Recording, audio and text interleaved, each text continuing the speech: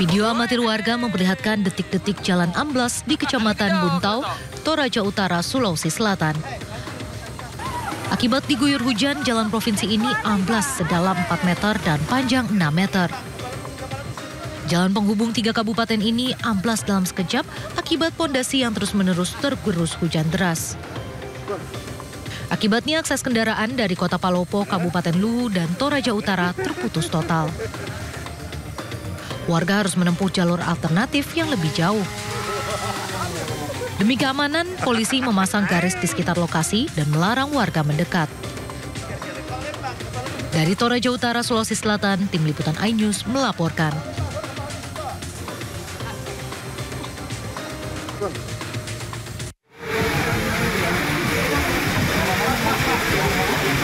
Tangis keluarga Kanit Provos Polsek Ambuau Indah Aibda Fajar Iwu pecah.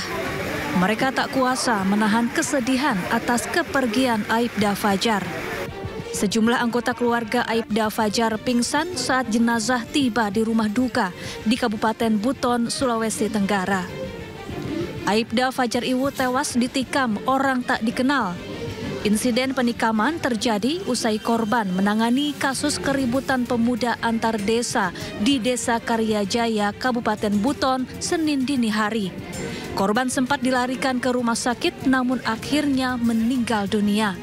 Sementara pelaku langsung melarikan diri. Terjadi suatu kericuan yang terdampak terjadi suatu tindak pidana kriminalitas yang mana ada 2 orang pemuda dari Ambau Tugu yang kena senjata tajam yang diduga pelakunya adalah pemuda berinisial R dari Desa Karyajaya, Kecamatan Syotapin, Kabupaten Buton. Hingga kini polisi masih menyelidiki kasus ini dengan memeriksa sejumlah saksi dan menggelar olah TKP. Polisi juga masih memburu pelaku. Dari Buton, Sulawesi Tenggara, Andi Eba, iNews melaporkan.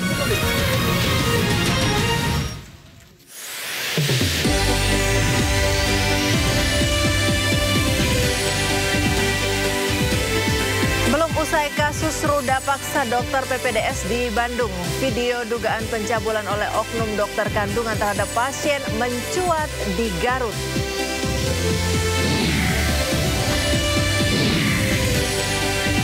Pemerintah memastikan mengirim tim delegasi negosiasi tarif impor Amerika Serikat pekan ini.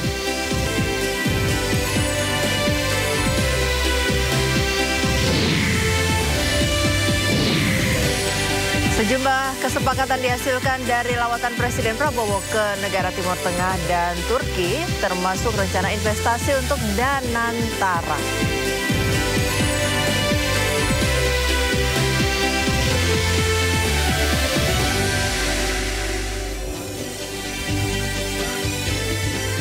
Halo pemirsa, Indonesia mendapat kesempatan pertama bernegosiasi dengan Amerika Serikat terkait impor sebesar 32%. Delegasi Indonesia pun dijadwalkan bertemu langsung perwakilan Amerika Serikat esok 16 April 2025. Saya Priska Papilaya, Anda menyaksikan Sindo Sore. Pemirsa, sidang tuntutan 3 hakim nonaktif Pengadilan Negeri Surabaya dalam kasus dugaan suap vonis bebas Gregorius Ronald Tanur ditunda. Sidang ditunda karena jaksa belum siap dengan tuntutannya. Sidang dengan agenda tuntutan terhadap 3 hakim, yakni Erintua Damanit Mangapul dan Heru Hanindoyo, sedianya digelar hari ini di Pengadilan Tipikor, Jakarta. Namun jaksa mengaku masih membutuhkan waktu untuk merapikan surat tuntutannya. Hakim pun mengabulkan permintaan jaksa untuk menunda sidang dan akan kembali digelar pada Selasa pekan depan 22 April 2025. Penuntut umum tetap meminta waktu 1 minggu, sedangkan masa penahanan tinggal 1 bulan. Setelah kami bermusyawarah, kami jadwalkan ulang. Namun demikian, mau tidak mau, siap tidak siap, semuanya harus siap. Maksud saya, untuk penuntut umum di hari Selasa depan, tanggal 22 April, tuntutan sudah siap. Kemudian untuk kesempatan penasihat hukum, kami beri waktu juga 1 minggu untuk pledoi siap tidak siap di hari Selasa tanggal 29. Kami tim penasihat hukum Bapak Erintua dan juga Bapak Mangapul sebenarnya sudah siap, sangat siap dengan pembacaan surat tuntutan yang akan dibacakan oleh penuntut umum. Namun tadi sebagaimana kita lihat bersama, penuntut umum masih belum siap. Kalau dari kami sebenarnya pembelaan kami sudah kami siapkan ya. Itu berdasarkan alat bukti yang sudah kita lihat bersama itu di muka persidangan. Jadi kalau dari kami 1 minggu pun cukup untuk kami untuk mengajukan pembelaan. Nama Ronald Tanur mencuat setelah terseret kasus dugaan suap kepada hakim untuk mendapatkan vonis bebas. 3 hakim PN Surabaya didakwa menerima suap dan gratifikasi sebesar 4,6 miliar rupiah dan Ibu Ronald Tanur Meriska Wijaya.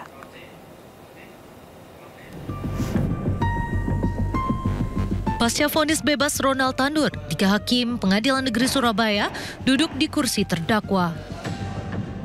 Mereka adalah Erintua Damanik yang merupakan hakim ketua, sementara Mangapul dan Heru Hanindyo merupakan anggota majelis. Ketiganya didakwa sebagai penerima suap dan gratifikasi dalam vonis bebas Ronald Tanur dengan nilai 1 miliar rupiah dan 308.000 dolar Singapura dengan total sekitar 4,67 miliar rupiah. Total ada 6 orang yang ditetapkan sebagai tersangka atas kasus dugaan gratifikasi putusan bebas Ronald Tanur di PN Surabaya. Mereka adalah 3 majelis hakim yang memutus perkara mantan pejabat Mahkamah Agung Zaro Frikar, ibu serta pengacara Ronald Tanur.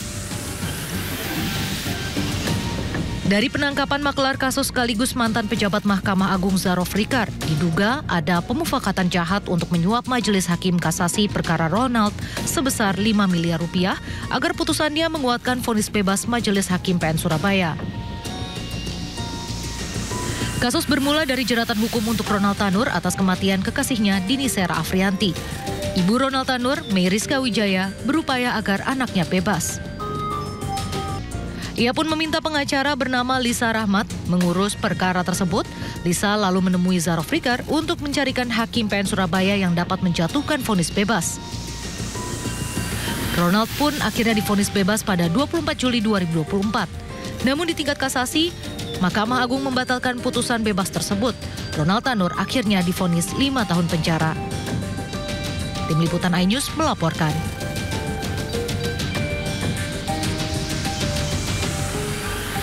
Informasi berikutnya pemirsa, 4 hakim, 2 pengacara dan 1 panitera ditahan Kejaksaan Agung terkait perkara suap vonis lepas ekspor minyak sawit mentah di Pengadilan Negeri Jakarta Pusat.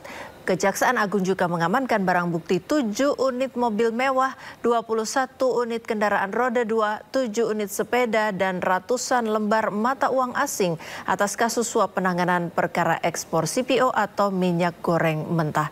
Dan berikut laporan rekan Jessica Winoto dari Gedung Kejaksaan Agung, Jakarta.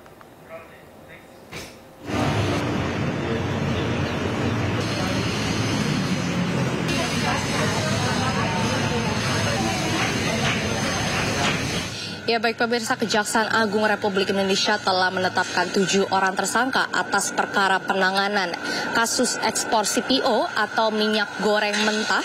Dan dari penetapan ke-7 tersangka ini diketahui dibagi menjadi 2 hari, yaitu yang pertama berada di hari Sabtu 12 April 2025 dengan atas nama tersangka Arif Nurianta, Marcella Santoso, Arianto, dan Wahyu Gunawan. Sementara untuk hari berikut yaitu di hari Minggu 13 April 2025 ada 3 tersangka lainnya yang baru ditetapkan, yaitu atas nama Juyamto, Agam Syarif Bahrudin, dan juga Ahli Mutarom.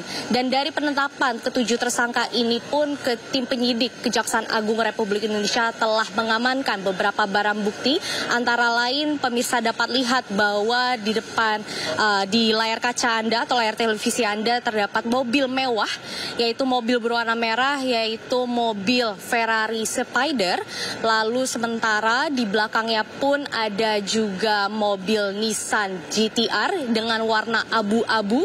Tentu dari kedua mobil ini memiliki nilai atau harga yang cukup tinggi, yaitu berada di kisaran miliaran rupiah. Sementara di belakang dari Nissan GT-R pun ada mobil Land Rover. Dan diketahui bahwa total mobil mewah yang diamankan, yang diparkirkan di halaman Kejaksaan Agung Republik Indonesia ini ada 7 unit mobil mewah. Sementara dari 7 unit mobil mewah ini pun ada beberapa 21 unit motor atau kendaraan roda 2, dan sempat kami melihat bahwa tadi ada beberapa merek motor yang cukup besar dan cukup mewah dan mahal, yaitu ada Harley Davidson, BMW, Vespa, dan lain sebagainya. Sementara selain dari mobil mewah, motor kendaraan 2, lalu juga ada yang diamankan 7 unit sepeda.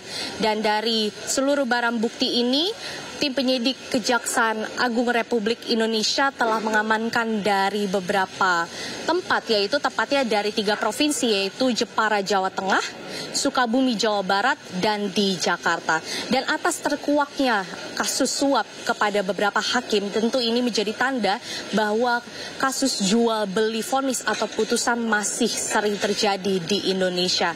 Dan informasinya bahwa para tersangka ini telah ditahan di Rutan Salemba, cabang Kejagung. Dari Jakarta, Jessica Winoto, Muhammad Damar, iNews melaporkan.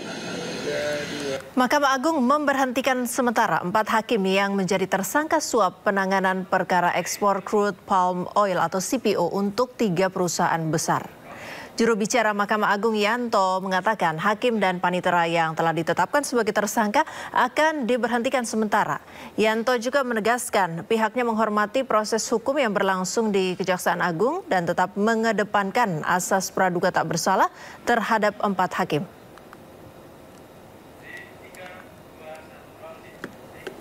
Menyampaikan hal-hal sebagai berikut.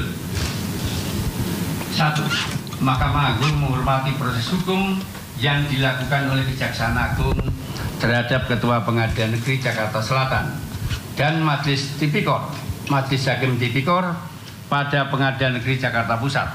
Sepanjang itu tertangkap tangan karena hakim dapat dilakukan tindakan penangkapan dan penahanan atas perintah Jaksa Agung dengan persetujuan Ketua Mahkamah Agung. Pasal 26 Undang-Undang Nomor 2 Tahun 1986.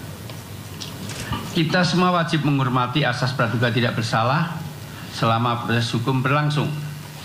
Hakim dan panitera yang telah ditetapkan sebagai tersangka dan dilakukan penahanan akan diberhentikan sementara. Jika telah ada putusan yang berkekuatan hukum tetap, akan diberhentikan tetap.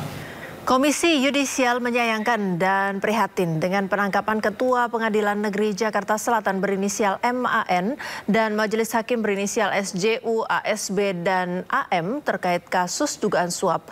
Komisi Yudisial menggunakan hak inisiatifnya untuk menelusuri pelanggaran kode etik dan pedoman perilaku hakim di kasus tersebut.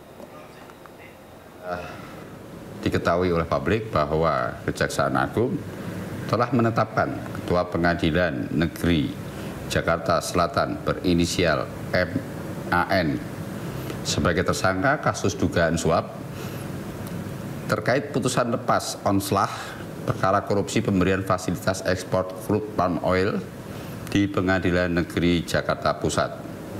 Dan perkembangannya, Kejaksaan Agung juga telah menetapkan majelis hakim kasus terkait, yaitu berinisial DJU, ASB, dan AM sebagai tersangka karena diduga menerima suap melalui tersangka MAN.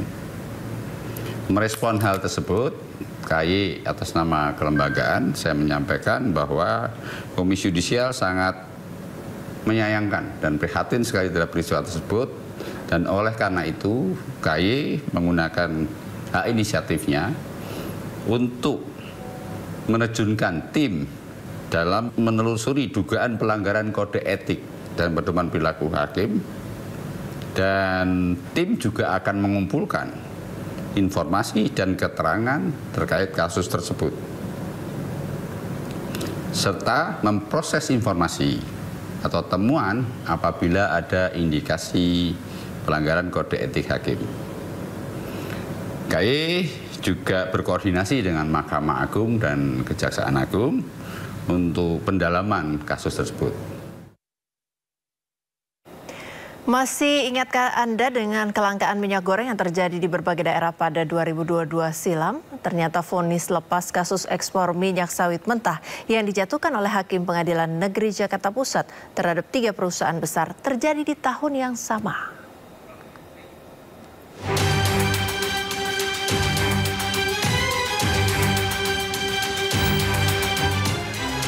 Dugaan suap dan gratifikasi 4 hakim Pengadilan Negeri Jakarta Pusat berawal dari kasus dugaan korupsi ekspor minyak sawit mentah pada 2022 silam.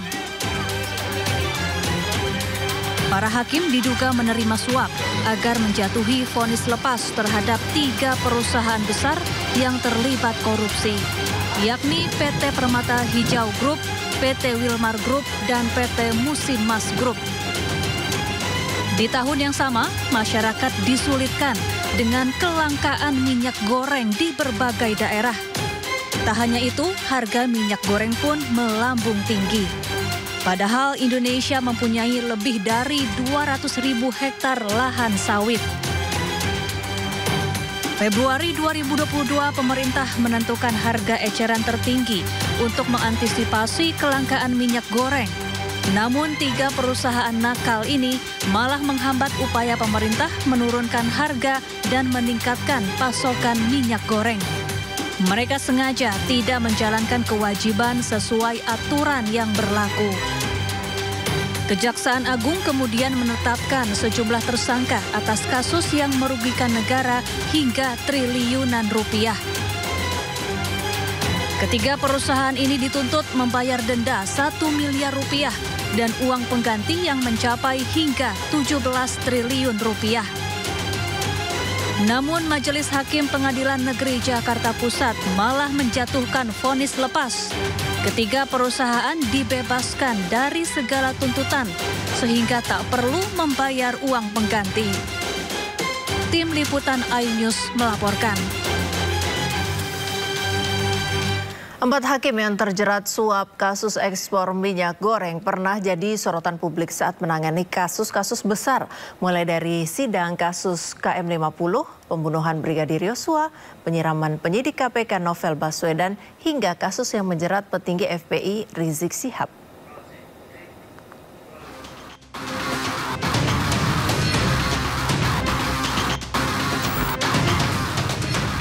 Tersangka kasus suap penanganan korupsi ekspor minyak sawit mentah Muhammad Arif Nurianta yang kini menjabat sebagai Ketua Pengadilan Negeri Jakarta Selatan pernah menangani sejumlah kasus besar.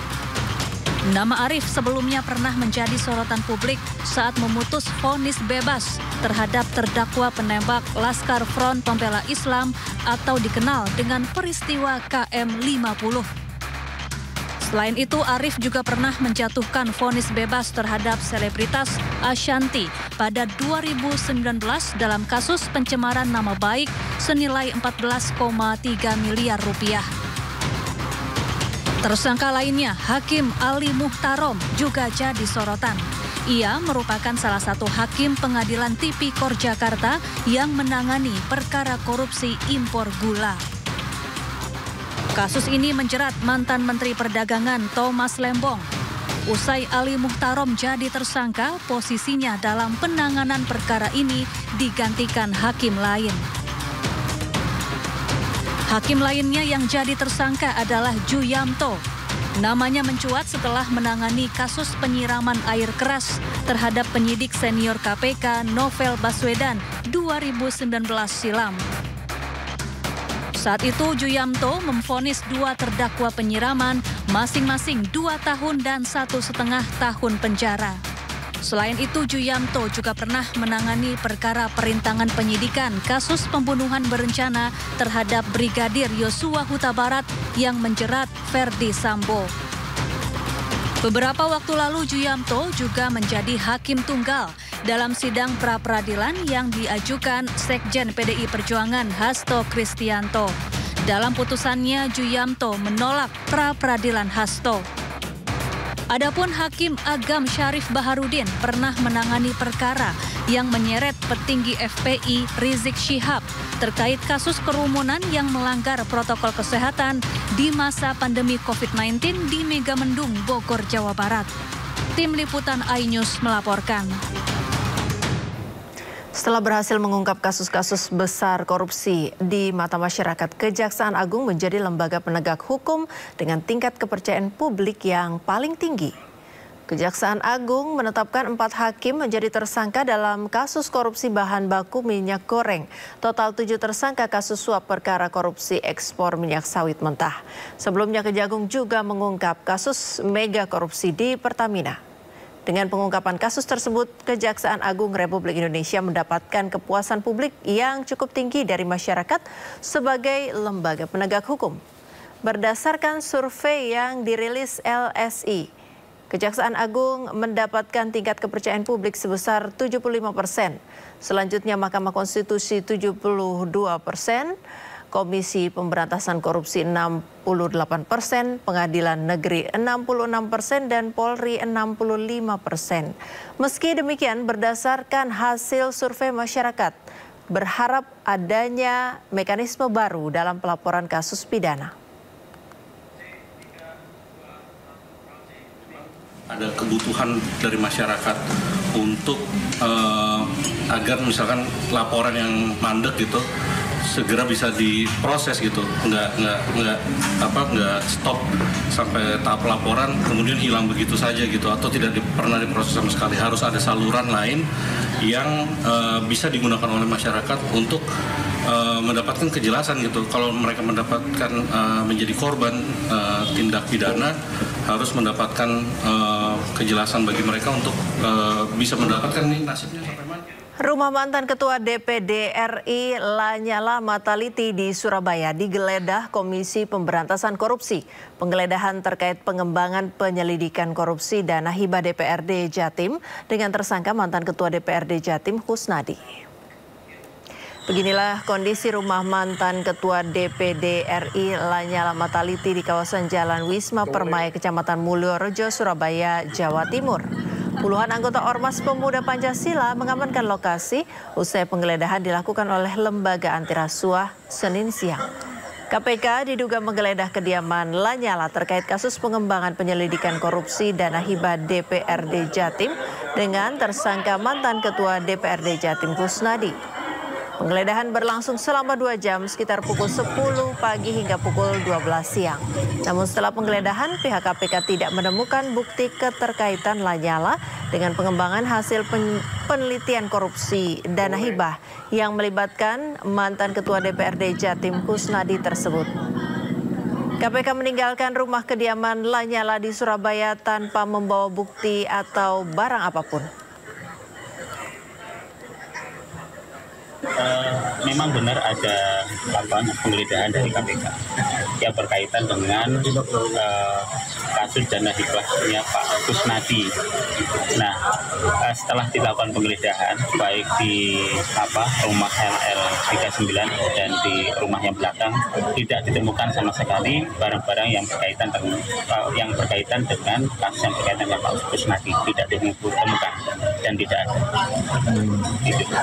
Langkah selanjutnya dari pihak perwakilan dari Pak Lanyala sendiri seperti apa dengan langkah ini? Nah, kita pada prinsipnya adalah orang yang taat dan patuh pada hukum. Kooperatif, kalau KPK datang ya dengan surat tugasnya juga sudah ditunjukkan, ya sudah biarkan KPK menjalankan tugas. Kita tidak melarang. Oke. Tadi 2 rumah berarti yang digeledah?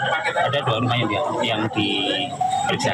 Yang dibawa ke KPK apa Pak? Tidak ada. Ada berita acaranya, 2 berita acara rumah LSK 11 dan berita acara rumah yang di belakangnya, semua sudah ada, menyatakan tidak ada barang ataupun uang yang berkaitan dengan kasusnya Pak Agus Nadi. Tidak. Berapa lama Pak tadi kegiatan di dalam? Kurang lebih 2 jam. Berapa personel Pak dari pihak KPK? Kurang lebih antara 7 sampai 15 kalau tidak salah. Mas Ambo izin, ini kan penggeledahan terkait kasus Pak Agus Nadi. Ada hubungan apa Pak? Pak Agus Nadi sama Pak Nyala? Tidak ada hubungan apa. Kita beralih ke informasi lain, pemirsa. Sidang restitusi terkait kasus meninggalnya seorang remaja akibat dicekoki narkoba oleh anak bos Prodia digelar di Pengadilan Negeri Jakarta Selatan. Ayah dari korban hadir sebagai saksi dalam kasus yang menewaskan anaknya ini.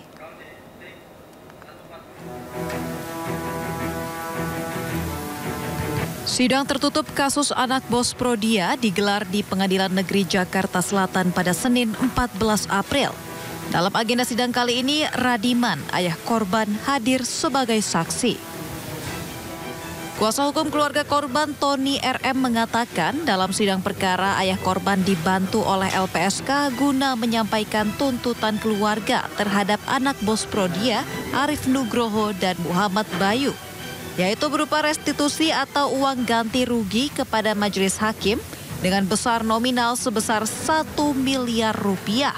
Mengajukan restitusi melalui LPSK itu tidak besar, hanya 1 miliar untuk biaya hidup dan biaya pendidikan anaknya korban sampai dewasa.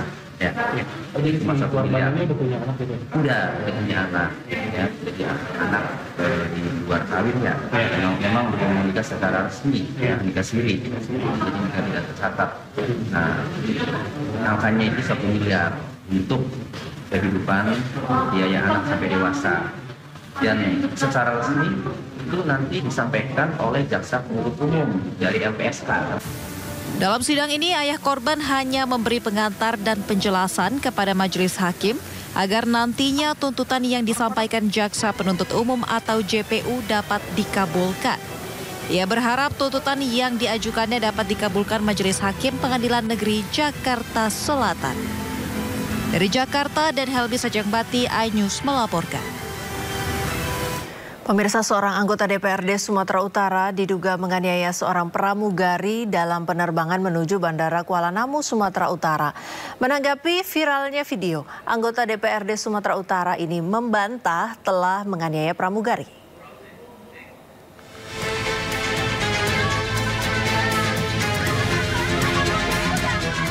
Seorang anggota DPRD Sumatera Utara diduga menganiaya seorang pramugari Wings Air dalam penerbangan pesawat dari Bandara Bhinneka Gunung Sitoli menuju Bandara Internasional Kuala Namu, Deli Serdang, Sumatera Utara.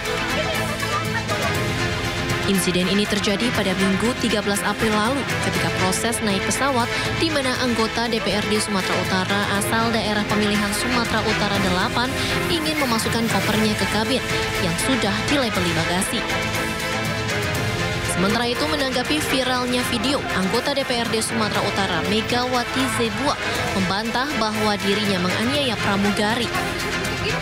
Video viral itu yang mengatakan saya mencekik itu tidak ada sama sekali, Pak.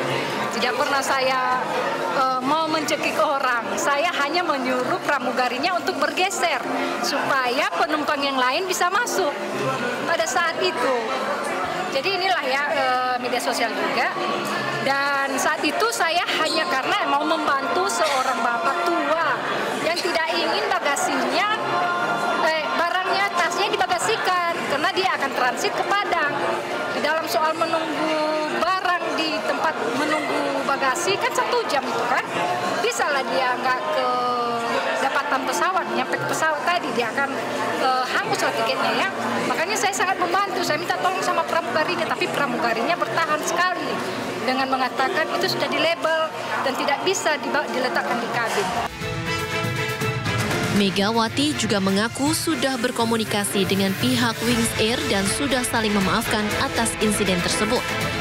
Ia berharap peristiwa ini bisa menjadi pelajaran baik kepada penumpang maupun pramugari untuk bisa saling memahami. Dari Medan, Sumatera Utara, Said Ilham, iNews melaporkan. Belum selesai kasus asusila yang dilakukan dokter residen Unpad. Kembali beredar sebuah video yang diduga seorang dokter spesialis obstetri dan ginekologi melakukan tindak pelecehan seksual terhadap pasiennya. Informasinya usai jeda, tetaplah di Sindo Sore.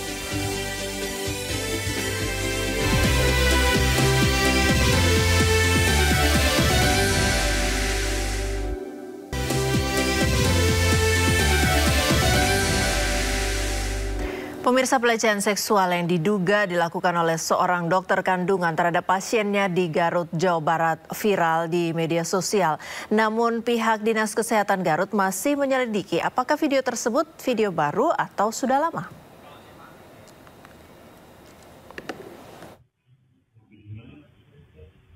Video dugaan pencabulan yang dilakukan oknum dokter kandungan terhadap pasiennya beredar viral di Garut. Aksi dugaan pencabulan terekam dari kamera CCTV ruangan. Dinas Kesehatan Garut tengah selidiki apakah video yang viral adalah kasus baru atau lama. Karena tahun lalu seorang dokter bernama Dr. Syafril yang berdinas di rumah sakit pemerintah dilaporkan terkait kasus pencabulan. Namun sejak 2024 akhir, kontraknya telah dihentikan dan tidak lagi bekerja di pemerintah. Kasus yang memang sudah lama sebetulnya ya, tahun 2024. Tapi memang untuk pastinya nanti saya mungkin akan klarifikasi lagi dan cek lagi ya ke dokumen-dokumen yang waktu itu masuk ke Dinas Kesehatan. Bu, kalau korban dulu sempat lapor nggak, Bu? Nantilah saya lihat lagi ya itu teh. Sempat lapor, beliaunya aktif lapor atau kitanya yang dapat laporan terus manggil gitu ya. Nah, itu yang mungkin yang harus saya pastikan lagi ya. Karena itu kasus sebetulnya sudah rada cukup lama ya. Ya maksudnya itu di 2024 gitu. Nah, terkait prosesnya itu waktu itu nanti saya harus memastikan dulu dari dokumennya. Ya. Jadi baru viral hari ini ya, Bu? Baru viralnya hari ini? Memang itu untuk memastikan memang betul di Garut itu ya? Nah, ini juga nanti saya pastikan dulu ya, pastikan dulu. Pihak Dinkes menyatakan terus menyelidiki video yang viral adalah kasus baru atau lama. Sementara lokasi kejadian, Dinkes menyatakan tidak terjadi di rumah sakit pemerintah. Dari Garut, Jawa Barat, Ii Solihin, iNews melaporkan.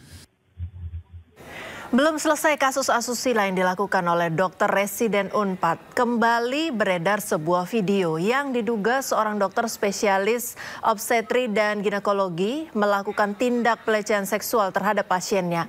Lantas, perlukah screening kejiwaan secara berkala untuk tenaga medis? Untuk membahasnya telah bergabung bersama kami Ketua Umum Pengurus Besar Ikatan Dokter Indonesia atau PBID, Slamet Budiarto, dan psikolog forensik Reza Indragiri. Selamat sore, Pak Slamet, Mas Reza. Selamat sore. Sore. Iya, saya ke Mas Reza dulu. Mas Reza, ini tenaga medis harusnya mengobati pasien. Sudah ada sumpahnya, ada etika profesinya, tapi justru melakukan tindakan asusila. Kebetulan ada dua kasus yang secara hampir bersamaan, satunya residen, satunya dokter spesialis kandungan. Kira-kira apa latar belakangnya ya bisa terjadi seperti ini? Tanda petik sayangnya tidak ada teori tunggal atau teori yang sederhana yang bisa kita pakai untuk menjelaskan segala bentuk atau segala peristiwa kekerasan seksual.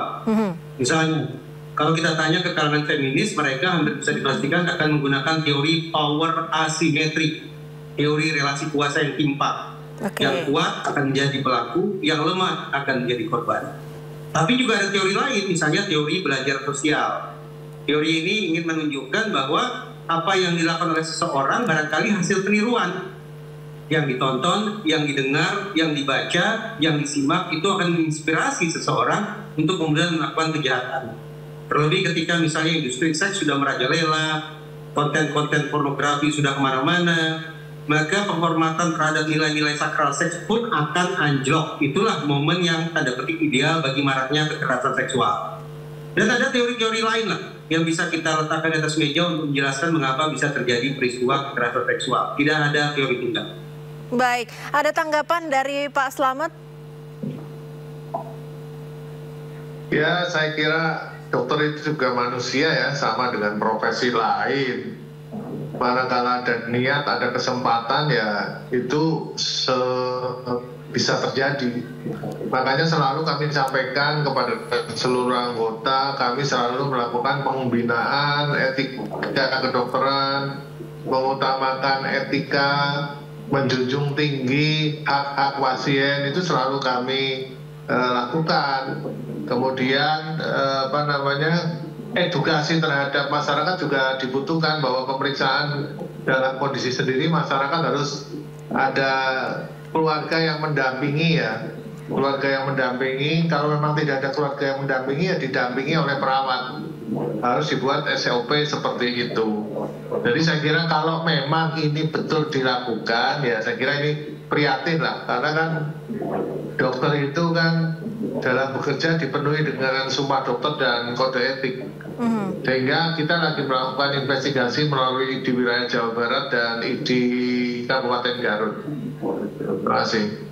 Ya, saya kembali ke Mas Reza. Mas Reza, ini tadi sempat disebutkan bahwa ada kesempatan, ada niat, terjadilah begitu.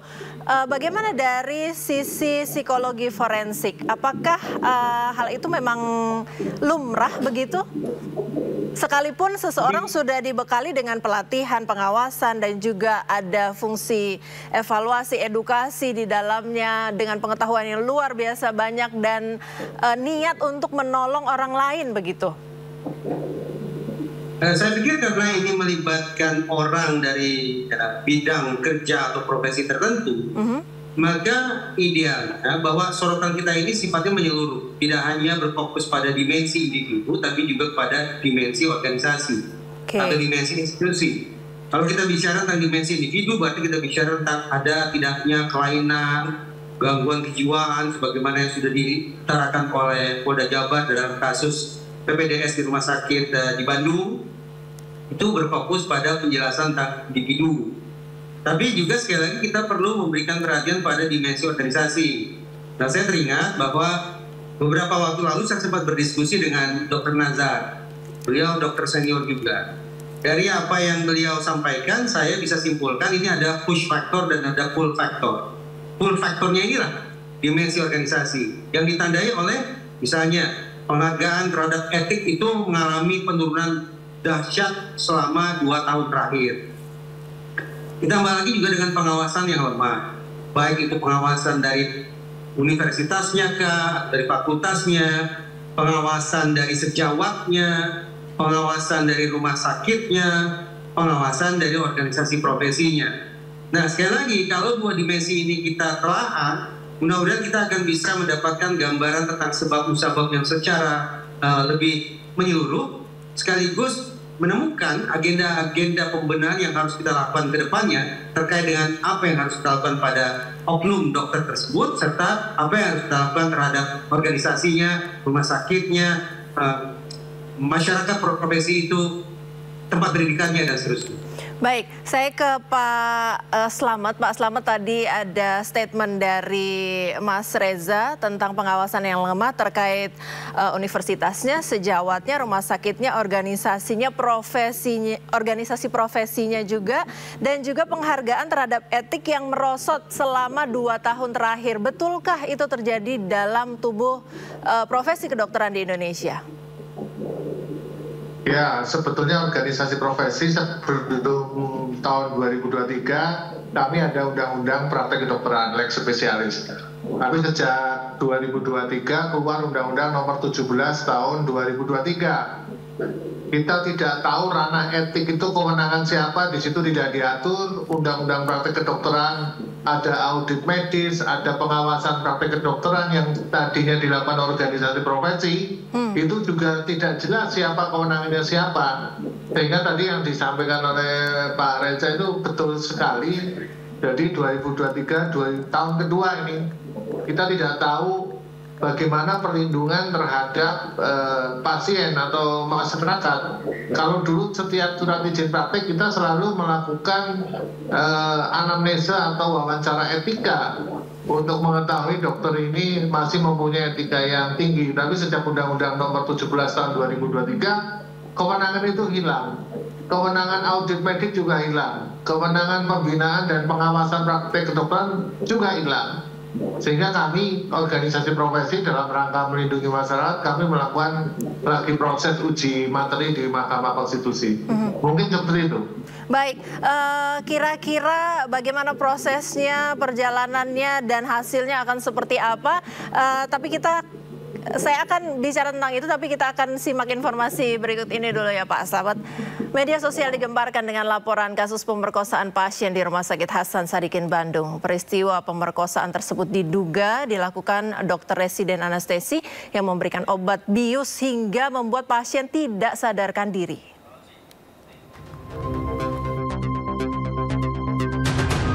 Laporan dugaan kasus pemerkosaan tersebut pertama kali diunggah akun Instagram PPDS-Gram. Dalam unggahannya diceritakan alur kejadian di mana seorang pasien laki-laki yang ditemani anak perempuannya tengah dirawat di ICU. Korban saat itu sebenarnya hendak diambil sampel darahnya untuk orang tua korban di ICU yang memerlukan donor sebelum operasi. Diceritakan tidak memahami proses yang dilakukan dan hanya mengikuti arahan dokter. Di gedung MCHC lantai 7, korban disuruh ganti baju memakai baju pasien oleh pelaku sebagai bagian dari proses cross-match melalui P yang ia juga tak paham. Kemudian dimasukkan mizolam atau obat bius melalui proses 4 di tangan. Peristiwa ini terjadi tengah malam. Keesokan paginya saat tersadar, korban merasa sakit tidak hanya di bagian tangan, tapi juga nyeri di bagian kemaluannya. Akhirnya korban minta divisum dan memang ditemukan bekas sperma di kemaluannya. Tidak hanya itu, setelah dicek di MCHC lantai 7 ada bekas sperma bercecer di lantai. Sementara pihak Rumah Sakit Hasan Sadikin Bandung enggan memberikan keterangan terkait peristiwa tersebut karena masih dalam penanganan kepolisian. Dari Bandung, Jawa Barat, Billy Maulana Finkran melaporkan. Ya, kita kembali ke sesi dialog. Pak Slamet masih bersama kami. Ya, Pak Slamet. Iya, Mbak. Ya, Pak Slamet, sedikit saya singgung tadi tentang ranah kode etik, wewenangnya siapa begitu, tidak jelas selama beberapa tahun terakhir yang masih diupayakan. Kira-kira prosesnya sejauh apa saat ini, Pak, sehingga menjadi jelas begitu ranah etik ini ada di siapa begitu? Ya, mungkin nanti pihak Metro TV Sindos News ya bisa menanyakan ke Kementerian Kesehatan, karena sampai hari ini di peraturan pemerintahnya juga nggak jelas itu ranahnya siapa, sehingga saya nilai ada terjadi kekosongan hukum mengenai pembinaan pengawasan praktik kedokteran. Tidak mungkinlah pembinaan pengawasan praktik kedokteran hanya dilakukan oleh misalnya Dinas Kesehatan atau Kementerian Kesehatan. Pasti membutuhkan unsur masyarakat, yaitu organisasi profesi, tapi itu semua hilang semua. Ya, sehingga ya kita lagi melakukan uji materi untuk perlindungan masyarakat dan semoga ya ada hasilnya. Baik, terkait proses hukum Pak, ini juga terkait dengan sanksi yang diterima oleh kasus Bandung PPDS, itu izin prakteknya sudah dicabut. Kalau yang Garut bagaimana Pak? Izin praktek merupakan kewenangan dari Dinas Kesehatan. Kalau dulu izin praktek itu ada persyaratan rekomendasi ID, yaitu tentang etika kedokteran. Tapi sekarang kan tidak ada. Jadi yang kaitannya yang tadi itu ya Pak ya? Ya, murni wewenang Kepala Dinas Kesehatan. Oke. Baik, kalau menurut Bapak dari sisi profesi, pantasnya diberi sanksi seperti apa Pak? Karena ini kan membahayakan pasien ya Pak ya? Ya menurut saya kalau dia melanggar kode etik sampai yang terberat adalah memberhentikan dia dari anggota ID, itu yang terberat. Dan nanti kan itu kita akan melalui proses-proses yang ada. Semua profesi kalau ada pelanggaran pasti melalui proses. Kita menunggu saja hasil penyelidikan dan penyidikan dari aparat hukum sehingga kita tahu. Tapi kembali lagi ke tadi bahwa kewenangan penuh sekarang ada di Dinas Kesehatan. Jadi ini sebenarnya hanya memberikan himbauan saja. Baik. Karena terkait etik juga kami tidak tahu ini ranahnya siapa. Masih diperjelas ya Pak ya, masih berusaha untuk diperjelas. Ya baik, saya ke Mas Reza. Mas Reza tadi sempat membicarakan tentang dimensi individu dan dimensi menyeluruh atau organisasi pada saat pertanyaan di dialog pertama tadi. Tapi saya ingin ke dimensi individu nih. Kalau dari Mas Reza sendiri, dari kacamata psikologi forensik, adakah kesamaan dari pelaku kasus Garut dan Bandung, Mas Reza? Ya, kesamaannya seperti yang tadi saya coba jelaskan lewat perspektif teoritis, bahwa boleh jadi kalau kita potret relasi antara dokter dengan pasien, ini seolah-olah relasi antara pihak yang kuat dengan pihak yang lemah, tanda petik. Antara pihak yang dominan dengan pihak yang submisif, antara pihak yang mengendalikan dengan pihak yang dikendalikan. Ketika terjadi interaksi antara dua pihak atau antara dua manusia yang tidak berimbang macam itu, power asimetri, maka memang hitung-hitungan di atas kertas tinggal menunggu waktu saja sampai kemudian terjadi tindakan yang merugikan dari satu pihak kepada pihak yang lain. Tindakan yang merugikan itu bisa berupa tindak kriminalitas seperti yang sedang kita perbincangkan sekarang. Nah, saya membayangkan bahwa di samping penyikapan terhadap dokter, saya pikir masyarakat luas juga perlu diedukasi sehingga mereka punya kepercayaan diri yang lebih baik, mereka punya kemantapan sikap ketika berinteraksi dengan dokter ataupun pihak manapun itu, sehingga tidak lagi serta-merta ketika mereka datang untuk mendapatkan layanan kesehatan, mereka secara kejiwaan terposisikan sebagai pihak yang lemah, pihak yang submisif, pihak yang dikendalikan, atau pihak-pihak yang terasosiasi sebagai pihak yang akan dikorbankan lain. Baik, jadi posisinya tidak sebagai yang lemah berhadapan dengan yang kuat lagi, tetapi yang lemah ini yang biasanya dalam posisi lemah lebih kuat begitu ya Mas Reza?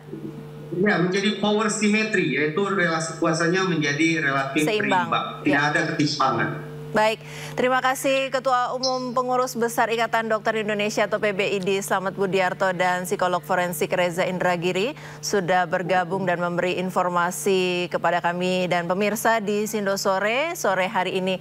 Selamat beraktivitas, salam sehat Bapak-Bapak. Pemirsa, Dokter Residen Anestesi Unpad Priguna Anugrah Pratama terancam 17 tahun penjara atas kasus pemerkosaan yang dilakukan di rumah sakit. 3 wanita menjadi korban pemerkosaan, 2 diantaranya pasien dan 1 anak pasien.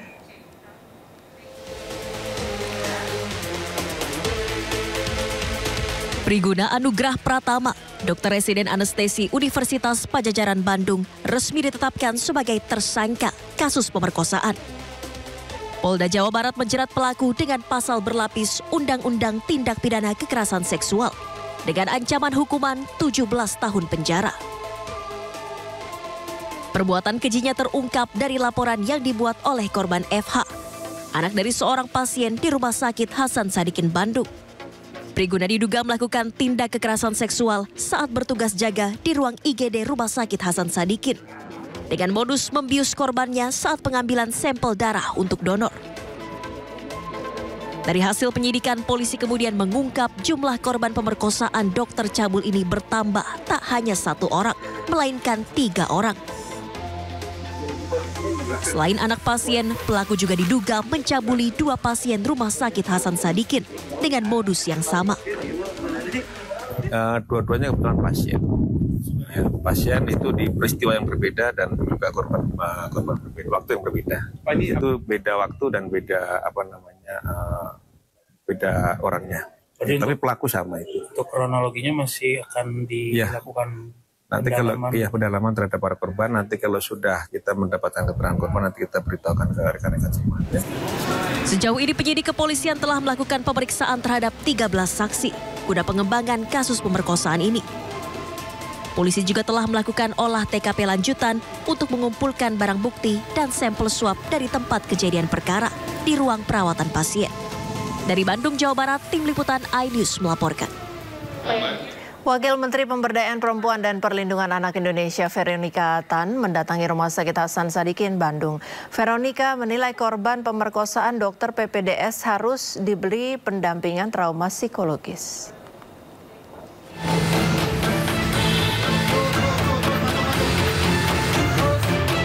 Wakil Menteri Pemberdayaan Perempuan dan Perlindungan Anak Indonesia, Veronica Tan, tiba di Rumah Sakit Hasan Sadikin, Bandung, Senin siang. Kedatangan Veronica untuk melihat secara langsung kondisi dan situasi peristiwa pemerkosaan oleh oknum dokter residen UNPAD terhadap keluarga pasien terjadi di rumah sakit ini. Veronica kemudian diajak berkeliling dan melihat langsung gedung MCHC lantai 7, lokasi tempat pelaku pemerkosaan pasien melakukan aksi bejatnya. Jadi hari ini kita mencoba melihat permasalahannya itu di mana. Kita ingin ada hukum jerah. Jadi ada efek jerah dari hukuman maksimal. Jadi ini adalah seorang oknum sebenarnya yang berbaju dokter ya. Jadi tidak menginiin hanya karena seorang oknum yang memang bermasalah, tapi bagaimana hukum yang setimpal, yang semaksimalnya untuk diberikan, karena korban itu kan ada trauma, jalan hidupnya masih panjang, bagaimana menolong korban itu sampai bebas dari trauma, belum lagi efek-efek yang terjadi akibat ya tanda petik perlakuan kekerasan seksual ini ya. Jadi dari Kementerian PPPA tentu akan mendorong terus mengawal kasus ini. Kementerian PPPA akan terus mendorong dan mengawal kasus ini. Veronica juga berharap pelaku diberikan hukuman semaksimal mungkin. Dari Bandung, Jawa Barat, Billy Maulana, iNews melaporkan. Kemdikti-Saintek mengaku masih akan berkoordinasi dengan Kemenkes dan UNPAD terkait perubahan SOP pendidikan kesehatan untuk menindaklanjuti kasus pemerkosaan yang dilakukan dokter residen PPDS UNPAD terhadap keluarga pasien di Rumah Sakit Hasan Sadikin, Bandung. Sementara itu, Priguna Anugrah, tersangka kasus pemerkosaan, kini telah diberhentikan sebagai mahasiswa UNPAD, begitupun statusnya sebagai mahasiswa dokter residen UNPAD di RSHS Bandung juga telah dicabut. Dengan Kementerian Kesehatan ya, kita kan sesama mitra, tentu kita bekerja sama. Saya sudah berkomunikasi juga dengan Pak Rektor UNPAD, dengan Pak Menkes. Tentu jika ada hal-hal yang tidak baik, kita akan lihat seperti apa supaya bisa kita perbaiki. Indonesia akan mengirim tim delegasi negosiasi tarif impor Amerika Serikat pekan ini. Tetaplah di Sindo Sore.